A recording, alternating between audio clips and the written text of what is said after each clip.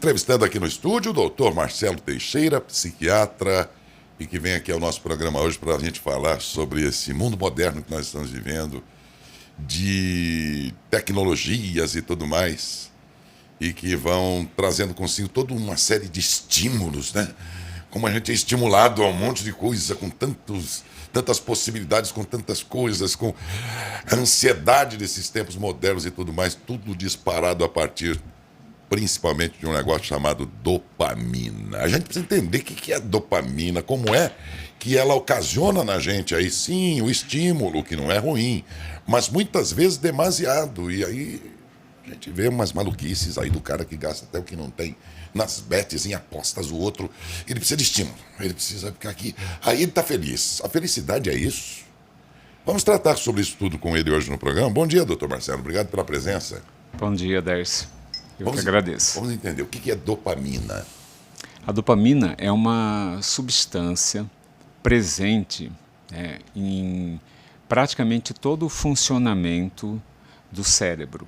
Ela é considerada uma catecolamina, então ela é um grupo de substâncias, né?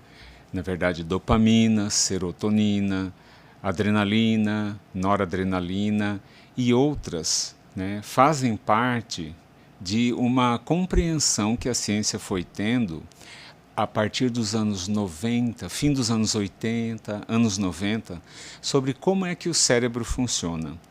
Quer dizer, que elas são consideradas como neurotransmissores, quer dizer, elas mediam, elas estão envolvidas na forma como os neurônios funcionam e participam de uma infinidade de situações ligadas à percepção da realidade, ao processamento das informações, à sensação de bem-estar, prazer.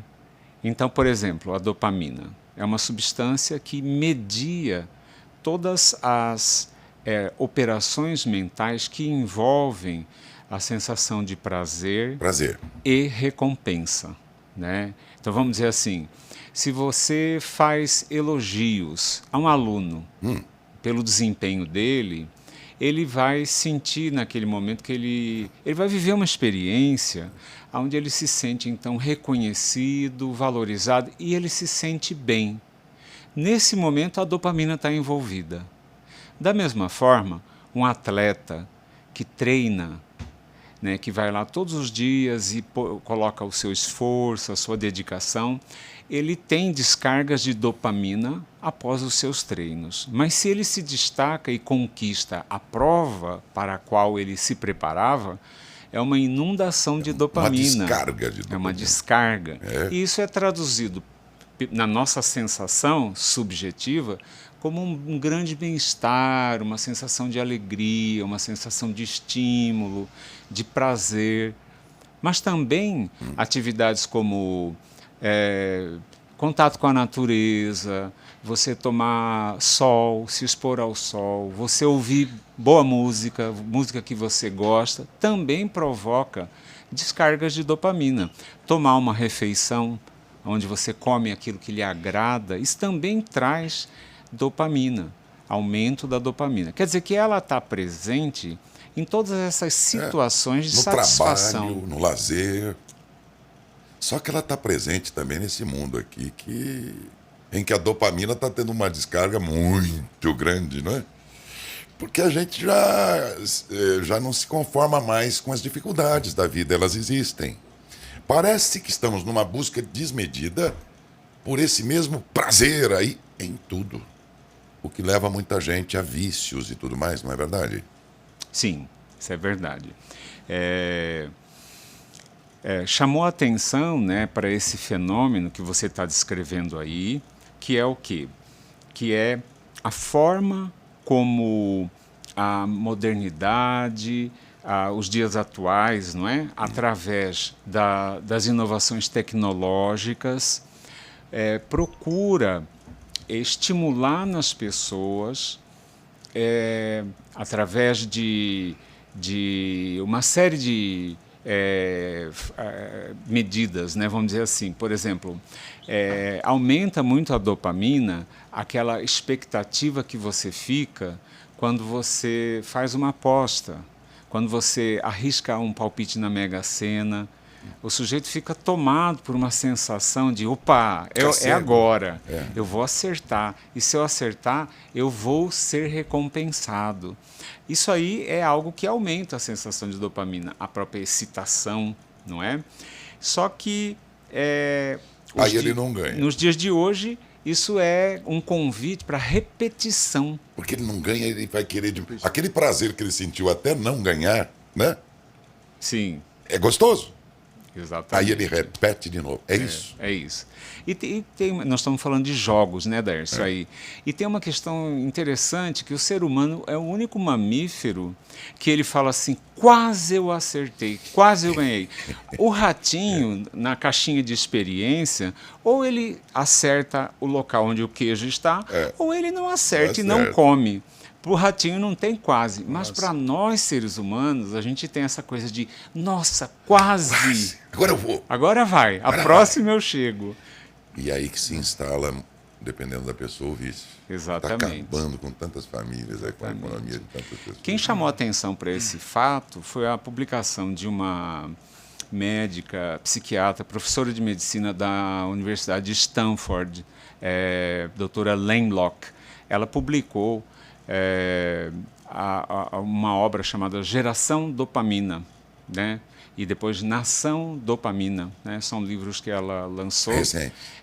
2022, 2021 para cá. Então, já considerando o mundo moderno que nós estamos vivendo, o que ela diz no livro, então? Então, ela é uma estudiosa do cérebro, né, do comportamento, então ela junta todo esse conhecimento que nós temos sobre os neurotransmissores, o funcionamento neurobiológico, porque o nosso cérebro vamos dizer assim, me permitindo aqui uma metáfora meio limitada, grosseira, é uma máquina baseada em funcionamento químico e elétrico, tá? O nosso cérebro ele é um conjunto de reações intermináveis, porque não cessa, mesmo quando a gente está dormindo, mesmo quando a gente está em coma, quer dizer, mesmo quando a gente não está consciente, o cérebro está lá funcionando e produzindo alterações químicas e elétricas. E essas alterações químicas são exatamente liberações de neurotransmissores, né?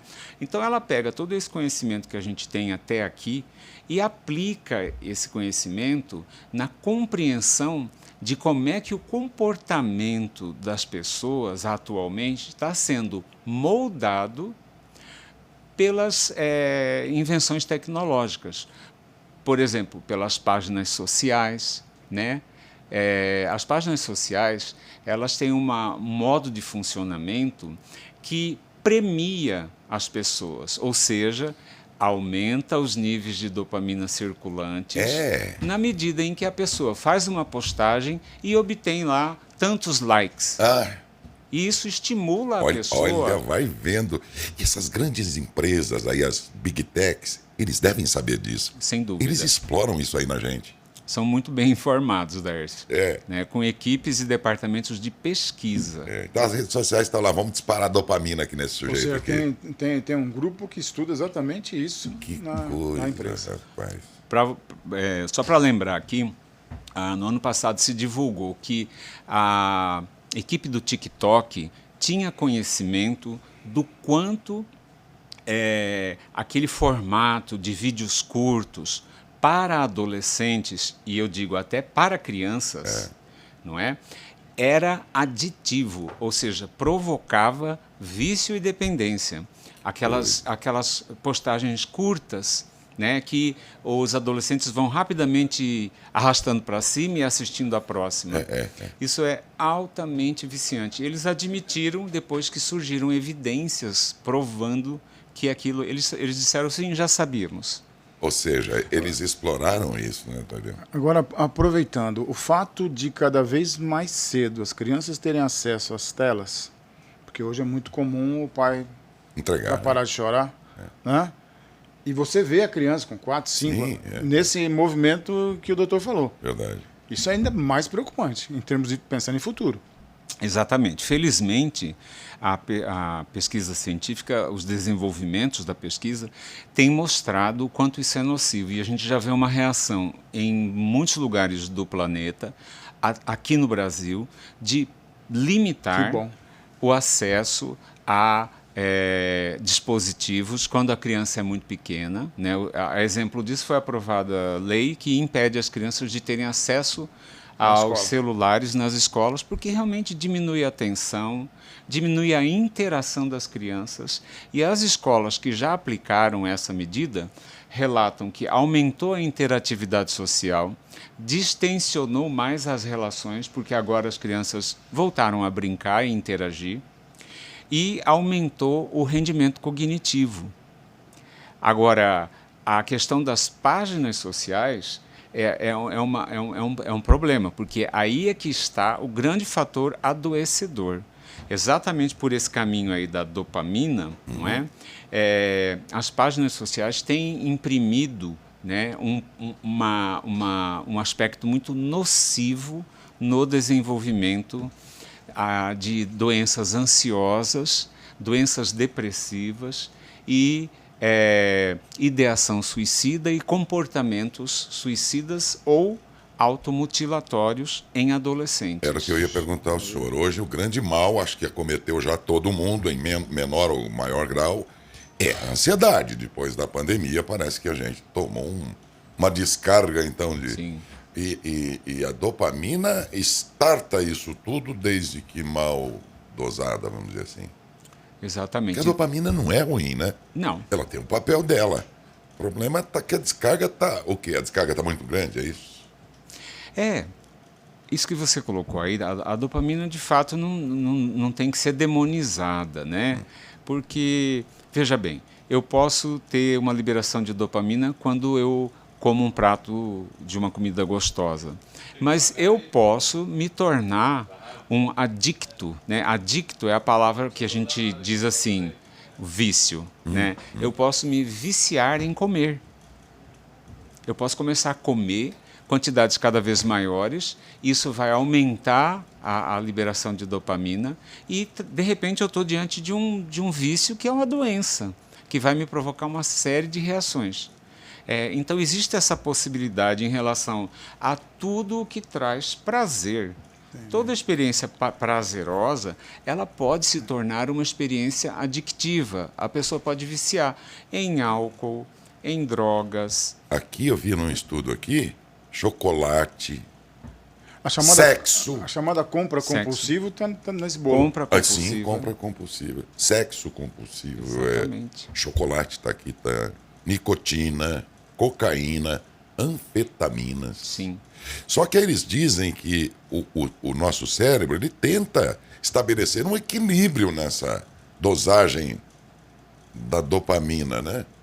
Mas essas facilidades todas, e o mundo sempre se apresenta pintado de anjo, né? Pintado de santo, como se aquilo fosse... Mas as facilidades desse mundo moderno, acho que, de certa forma, leva a pessoa ao exagero, né? Exatamente. A gente tem um arranjo de coisas onde a gente tem funcionado muito baseado num imediatismo. É só a gente analisar um pouco, Daércio.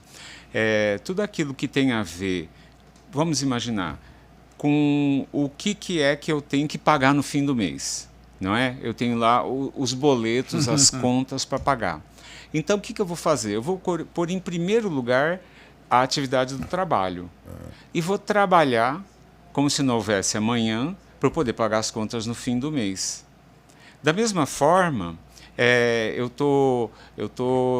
sei que comer demais, bebida em excesso, quilos em excesso são muito ruins para a saúde.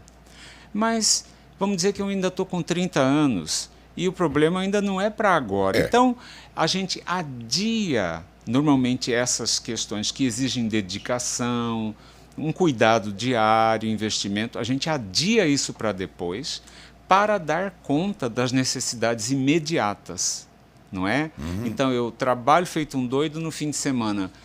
Eu bebo, eu como porque eu sei que eu vou continuar trabalhando feito um doido, então eu tenho que ter um momento em que eu vou relaxar um pouco, e aí a bebida torna-se a substância que vai me tirar um pouco daquele ritmo, vai me ajudar a talvez dormir melhor, e aí eu vou cuidando do imediato e atrasando aquelas outras coisas que são muito importantes para depois. Isso nos remete àquela situação do regime. Não, eu começo na segunda. Né? É sempre, né? O ano que vem, na virada do ano que vem, agora. aquelas resoluções de ano novo, né? Aquelas coisas todas. Agora, se isso aqui é uma busca desmedida aí por prazer, né? E o mundo vai oferecendo cada vez mais possibilidades de prazer e tal, isso nos deixou mal acostumados, e por isso é que estamos também tão intolerantes com aquilo que não é prazeroso, com uma pessoa que a gente não gosta, não tenho paciência com ela, o outro pensa politicamente diferente de mim, eu não quero nem conversa com ele. Nós nos tornamos mais intolerantes. Será que não é porque temos hoje, a par disso, um conjunto de prazeres que essa dopamina pode proporcionar? Mas digo, o mundo moderno e as suas facilidades oferecem, nos tornando mais intolerantes com aquilo que não nos agrada. A gente só quer prazer e não quer conviver com um problema mais. Isso é um fato. Isso que você coloca, a gente vê muito traduzido nesse discurso da felicidade, não é? As pessoas, elas têm um discurso de que elas estão destinadas a serem felizes. Esse discurso justifica que o sucesso, se ainda não chegou, deve ser porque você está fazendo alguma coisa errada. E aí, esse discurso ele só não dá conta de explicar que felicidade, primeiro, é uma construção, ou vamos dizer assim, as possibilidades de felicidade, elas têm a ver com uma construção que você vai realizando na sua vida, não é? E ser feliz, me parece, que está muito distante daquilo que as pessoas muitas vezes fixam como objetivos. O primeiro deles talvez seja ter prosperidade financeira, não é?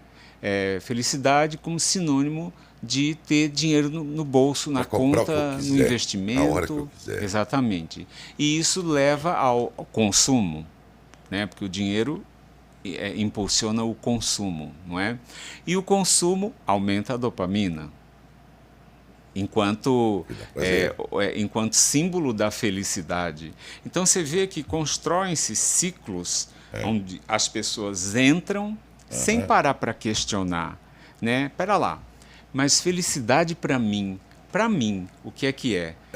As pessoas compram o discurso do ganho, do lucro, da ostentação, e vamos entrar para o clube, vamos ostentar. A sociedade estabeleceu um padrão, né? Felicidade é você ter isso, ter tudo que... O melhor celular, o melhor tênis, o melhor não sei o que... E a gente sabe que não é bem assim, né? Não é isso que vai necessariamente... E a questão é que a gente acaba entrando nisso, Darcy. A gente assume um monte de responsabilidade. Você vê, torna-se...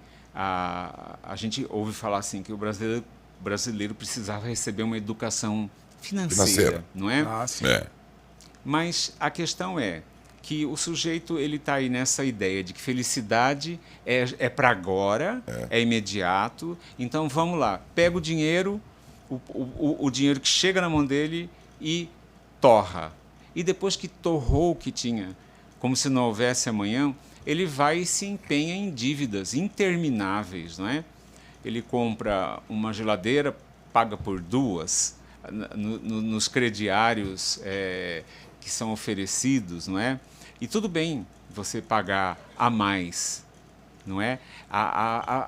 Não se vê vantagem, quer dizer, o dinheiro que você não gasta não é vantajoso. Vantajoso é o dinheiro gasto.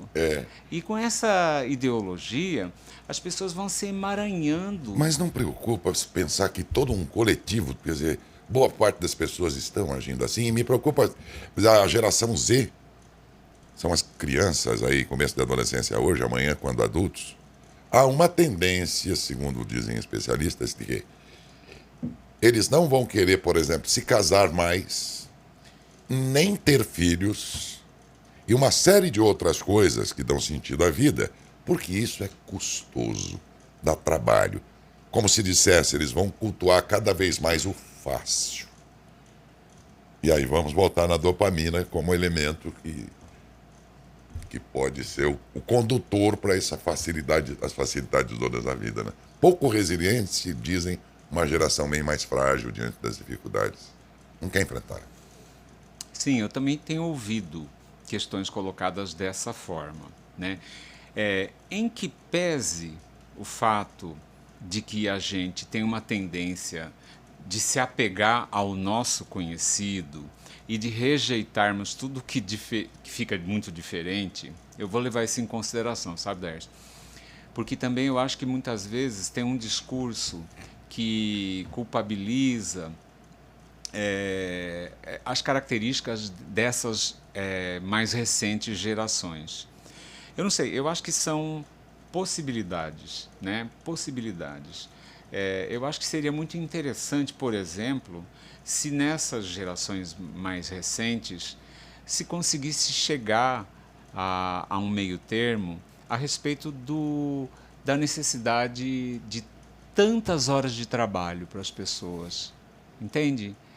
Eu acho que a gente também vem de uma geração, os boomers, né, os baby boomers, que somos nós aqui depois da Segunda Guerra Mundial, nós crescemos sob as ideias que dominaram o nosso tempo, que a gente tem que trabalhar muito, ralar muito e fazer muito esforço.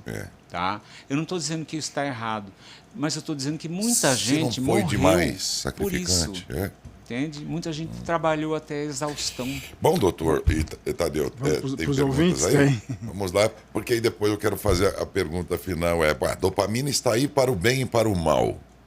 Tá, como é que eu posso controlar? Se é possível a gente controlar essa dosagem. Mas essa fica para o final aí, porque é a parte mais orientativa, vamos dizer assim, da entrevista. Vamos à pergunta aí. Vamos lá. O nosso ouvinte Claudinei Roberto, lá da Eslováquia. Poxa, está nos acompanhando, né? Bom dia. Ele diz o seguinte, doutor: me sinto muito sozinho, mesmo tendo familiares comigo aqui, mas tudo me traz lembranças do Brasil. Como lido com essas situações? Sim, é uma situação de estar fora da sua terra, da sua cultura, não é? Tem muitos estudos que se dedicam a entender a psicologia do migrante, da pessoa que faz um movimento migratório, às vezes dentro do próprio país, sai de uma região, vai para outra, aí já vão acontecer diferenças, não é? Até pessoas que saem de uma cultura de um país e vão para outras, não é? É muito comum problemas afetivos, o isolamento, a solidão, às vezes inerente, indissociável das dificuldades linguísticas, não é? Porque mesmo que você, digamos, fale inglês, mas a língua do país é uma outra, né? E mesmo quando você domina a língua do país, a sua expressão pode ficar limitada, não é? E realmente esse é um aspecto que acompanha, né, a história dos movimentos migratórios, não é?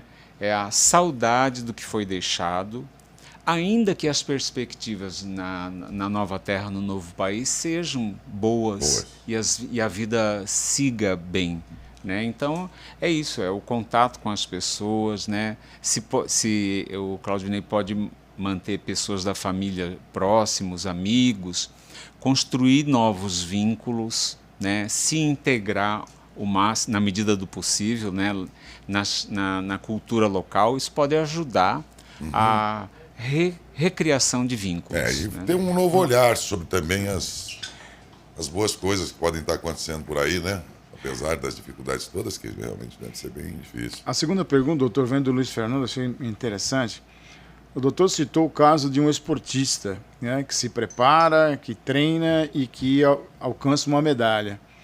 E aquele corredor que na largada sente uma lesão muscular, e aí seria a contramão daquilo que vocês estão argumentando. O que acontece? Sim, quer dizer, o corredor que perde, né, que por algum motivo se vê, não alcança o objetivo, ele não vai viver, em termos da dopamina, essa descarga, né, de dopamina, porque ele não conseguiu o objetivo que ele tinha em mente. Aí vai depender muito do atleta. A gente sabe que atletas costumam ser pessoas muito resilientes, né? Eles continuam tentando. Sim. Enquanto tem forma e essa disposição, eles vão continuar se preparando e buscando aquela condição ótima de desempenho, não é? Isso aí, então, vai depender muito desse perfil do atleta. Quer dizer, ele já pensa na próxima prova. Exatamente. Vocês podem ter certeza de que para cada grande campeão em alguma área esportiva, essa pessoa, esse campeão, tentou muitas inúmeras vezes e recomeçou muitas vezes. Bom, finalmente, se a dopamina está aí para o bem e para o mal, dependendo da dose, como é que eu posso controlar, se é que eu posso, a dose dela? Sim, vamos dizer assim que existe um ritmo natural no organismo, não é? Uma vida o mais saudável possível auxilia as pessoas a manterem níveis fisiológicos normais de dopamina, né? Então, prática esportiva, alimentação adequada, banho de sol, né? Se expor ao sol pelo menos 1 hora ao dia, aumentar esse contato com a natureza. Existem alimentos, né, que são fontes, né, de tirosina, que é um aminoácido precursor das monoaminas, entre elas a dopamina, não é? Chocolate, castanhas, chá verde é uma fonte rica, né, de substâncias precursoras da dopamina. Então, uma dieta equilibrada, tudo isso... Bom sono. Sim, horas de sono, ter regularidade, não é? As pessoas hoje em dia têm muita queixa em relação a sono, Darcy. A gente vê isso no consultório. É meio geral, né? Mas elas têm muita dificuldade de entrar num esquema de rotina do sono. Quer dizer, aí elas precisam apelar para uma disciplina chamada higiene do sono, que nada mais é do que você criar o hábito do sono. E desligar tudo. Chegar àquele horário e realmente falar, agora eu vou dormir. Não dá, as pessoas estão lá no celular, no WhatsApp, no Instagram, checando mensagem, postando material. Quer dizer, não desligam, não conseguem ter essa autodisciplina de dizer, agora é hora do meu descanso. E tomar isso como um investimento de médio e longo prazo na saúde, né? Então elas ficam no imediato. Bom, gente, deu pra gente aprender um pouco e entender por que a gente se encanta além da... né? Por um monte de coisas aí, né? Você, moça aí, o novo namorado, a nova namorada, e a internet, eu vou ganhar agora na Bet do Tigrinho, lá, sei lá o quê, e tal. Vou comprar uma roupa nova, porque aí você vê aquela moça bonita na internet, toda produzida e cheia de retox, e você fala, eu vou ficar igual, Você entra numa busca demasiada e tal. A gente precisava saber que é assim, mais ou menos, que desencadeia tudo isso. E sabendo, quem sabe a gente previne melhor. Muito obrigado, viu, doutor, pela presença, viu? Muito obrigado, Darcy.